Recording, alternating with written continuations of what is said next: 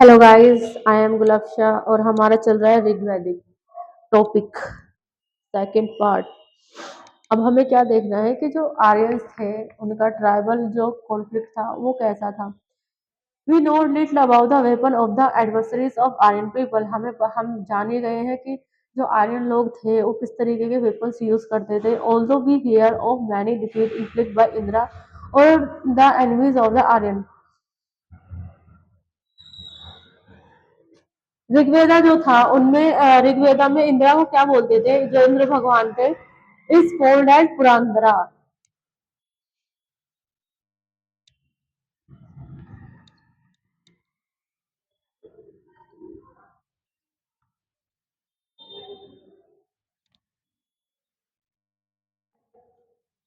Indira is called as पुरांदरा,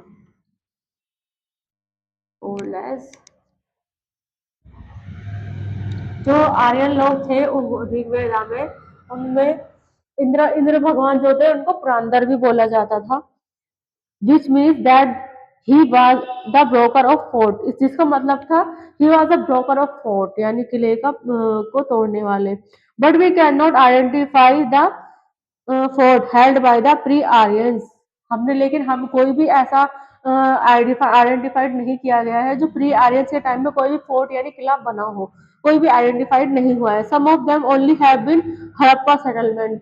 कुछ जो है वो सिर्फ ओनली क्या है, हड़प्पा सेटलमेंट जो थे ना उससे मिला है, लेकिन प्री आर्यंस के कोई भी एविडेंस हमें फोर्ट का नहीं मिला है कि उस टाइम पे कोई फोर्ट होता था, कोई उन्होंने किसी तरह का फोर्ट कोई बनाया था।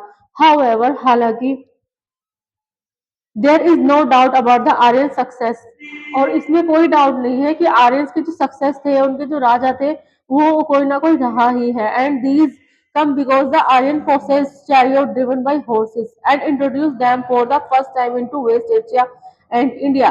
The Aryan soldiers were probably equipped also with coats of mail, verman, and better arms. The Aryan were engaged in two types of conflict. Aryan क्या थे, दो तरह के कॉन्फ्लिक्ट में इन्वॉल्व थे।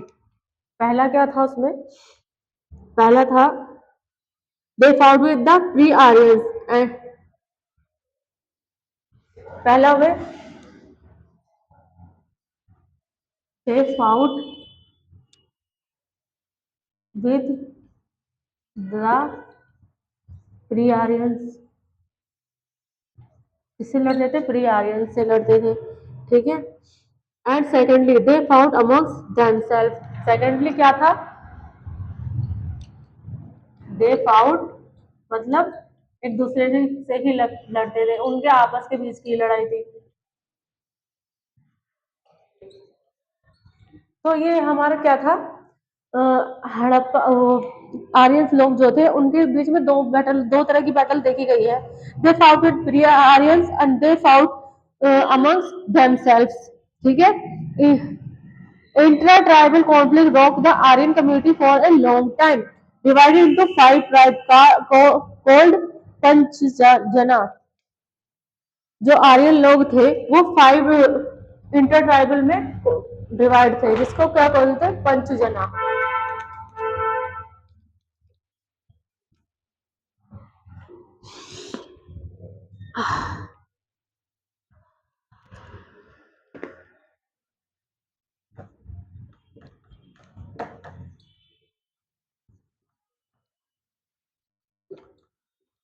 called as पंचजना।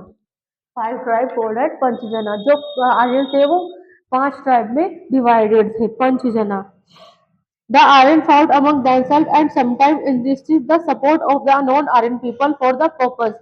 The Bhartas and the Tristu were the ruling Aryan.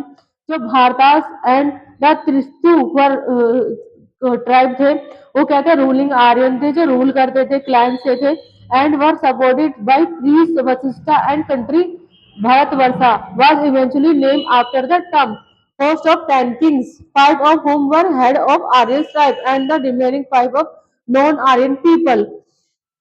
The battle that was fought between the Bharatas on the one hand and host of ten kings on the other is known as the battle of ten Kings.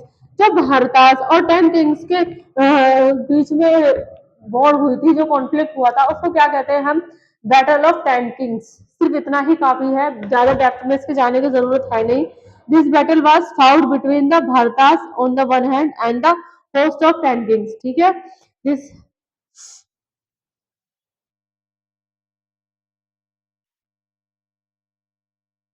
This battle was fought on the river Parushni. Parushni. ये battle कहाँ लड़ी गई थी? River Parushni, identical with the river Ravi, जिसे आज के modern नाम से रिवर प्रोशेनी क्या थी, जिसको पुराना नाम उसका प्रोशिनी था, लेकिन अभी मॉडर्न टाइम में उसका क्या नाम है? रावी नाम है। And it gave victory to Sudas and established the supremacy of the Bharatas of the defeated tribe, and the most important was that of the Purus. Subsequently, the Bharatas joined hand with the Purus and formed a new ruling tribe called the Purus. जो भारतास थे, उन्होंने एक new ruling tribe बनाई जिसका नाम था Kurus. The Kurus combined with the Panchalas. Kurus जो थे वो पंचालास से कंबाइंड थे, and they together establish their rule in upper Gangetic basin where they play an important part in later Vedic time.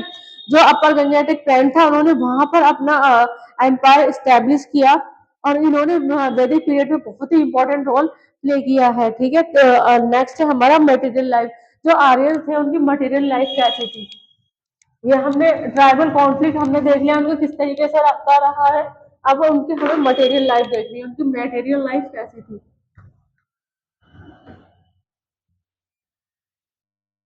Aryans की मटेरियल लाइफ कैसी थी? ठीक है। We can form some ideas of material life. हमें कुछ ना कुछ idea तो इस ट्राइबल कॉन्फ्लिक्ट और पिछले टॉपिक में हो ही गया है कि उनकी मटेरियल लाइफ किस तरीके की थी। Of Rigvedic Aryans, they owed their success in India to their possession of horses, chariots, and also possibly some better arms made of bronze, of which we have archaeological evidence. When they settle in the western part of the subcontinent, they possibly use copper of the subcontinent. They possibly use copper supplied by the Khatri mines in Rajasthan. The Rigvedic people possess better knowledge of agriculture. जो ऋग्वेदिक लोग थे, उनके पास क्या था? Better knowledge of agriculture थी।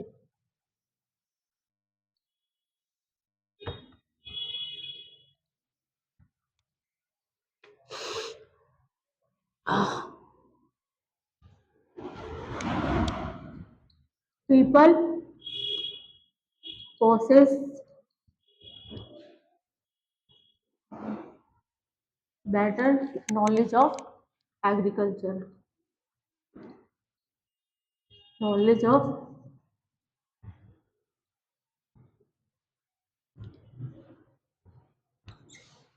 ठीक है, ऋग्वेदिक लोगों के पास बेटर नॉलेज ऑफ एग्रीकल्चर थी।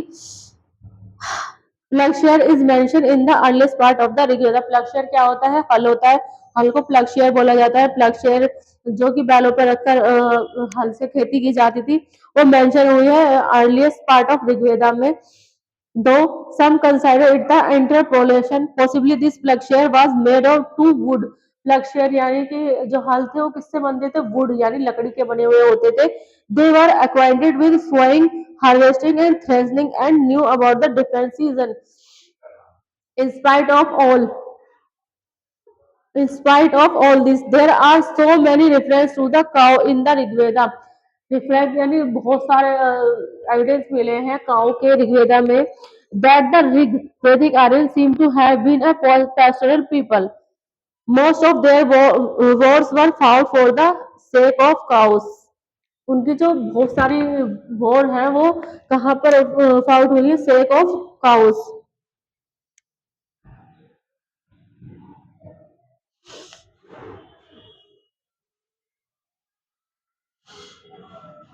Most of their Wars were most of their Wars most of their wars fought for the sake of cow. Fought for the sake of cow. ठीक है, ये एक इम्पोर्टेंट पॉइंट है। उनकी जो ज्यादा battle है वो किस पर हुई है? For the sake of cows.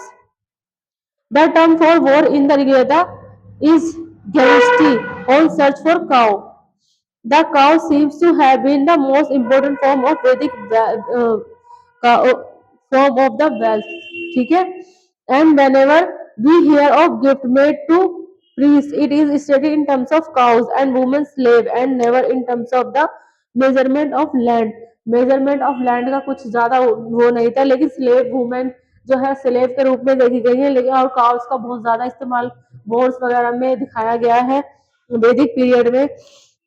The Rigvedic people may have occasionally occupied piece of land, but land did not form a well-established type of private property. जो आर्यन लोग थे उनके टाइम पर क्या था, उन्होंने पीस ऑफ लैंड तो उनके पास था, लेकिन लैंड क्या था, वेल इस्टेब्लिश नहीं था, पूरी तरीके से डेवलप नहीं था, कोई प्रॉपर प्लानिंग नहीं थी। लैंड था लेकिन अच्छे से इस्टेब्लिश नहीं था। जैसे प्राइवेट प्रॉपर्टी होती हैं और बाकी राजाओं ने की है, वेल इस्टेब्लिश लैंड है, वैसा कुछ था नहीं आर्यन के टाइम में। The Rigveda mentions such artisan as a carpenter, the chariot maker, the weaver, the leather worker, the potter.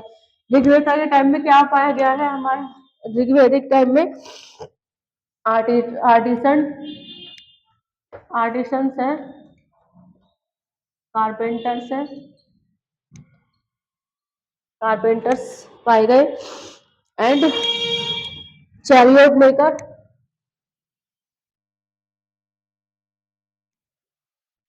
Chariot makers है, ठीक है, weaver and leather worker, weaver, leather worker, potters, कुम्हार यानी कि, एक्सेट्रा। इस तरीके के काम वहाँ होते थे। आर्टिसन थे, कारपेंटर थे, चैरियट मेकर थे, वेवर थे, लेदर वर्कर थे, पोर्टर वगैरह आर्यंस के टाइम में ऋग्वेदिक पीरियड में पाए गए हैं। This indicate that they practice all this craft. इससे क्या पता चलता है कि ये लोग क्या थे, इस तरह का क्राफ्ट यूज करते थे। द टर्म आयाज यूज फॉर कॉपर और bronze shows that metal working was known. आयाज और आयाज यूज फॉर कॉपर और bronze so that the metal working was known, के उनको मेटल वर्किंग की भी नॉलेज थी, जिसके लिए टर्म कौन सा यूज किया जाता था? आयाज और copper. But we have no clear evidence of the region of trade. लेकिन हमारे पास उनके किसी भी तरीके के ट्रेड के कोई भी क्लियर एविडेंस नहीं है। It is doubtful whether the Aryan were acquainted with sea or ocean because the word samudra mention in the Rigveda. जो आर्यस लोग थे वो लेकिन समुद्र का आने जाने के लिए यूज करते थे, क्योंकि ऋग्वेदा में क्या है, समुद्र वर्ड मेंशन है। तो इससे ये पता चलता है कि जो आर्यस लोग थे वो समुद्र का इस्तेमाल करते थे आने जाने के लिए या किसी भी कार्य के लिए। Many denote a collection of water of any rate. The Aryan did not live in cities. Aryan कहाँ नहीं रहते थे? शहरों में नहीं रहते थे। Possibly they live in some kind of fortified satisfactory by the archaeologist. Recently, a site called Bhagwanpur has been excavated in Haryana. एक साइट मिली है जिसका नाम है भगवानपुर, कहाँ पर? हरियाणा में। एंड 3 साइट इन पंजाब, और 3 साइट कहाँ मिली है?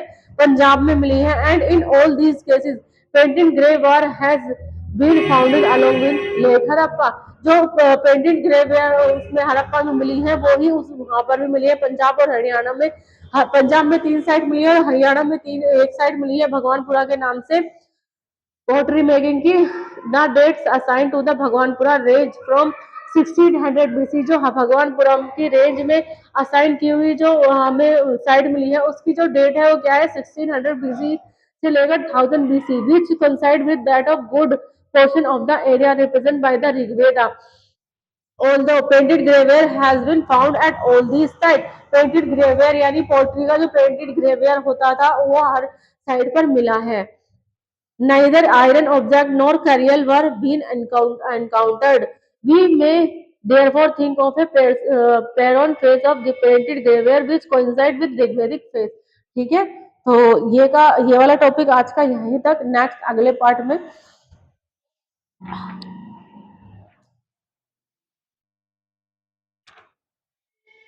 ठीक है गाइज, आपको हमारी क्लास कैसी लगती है?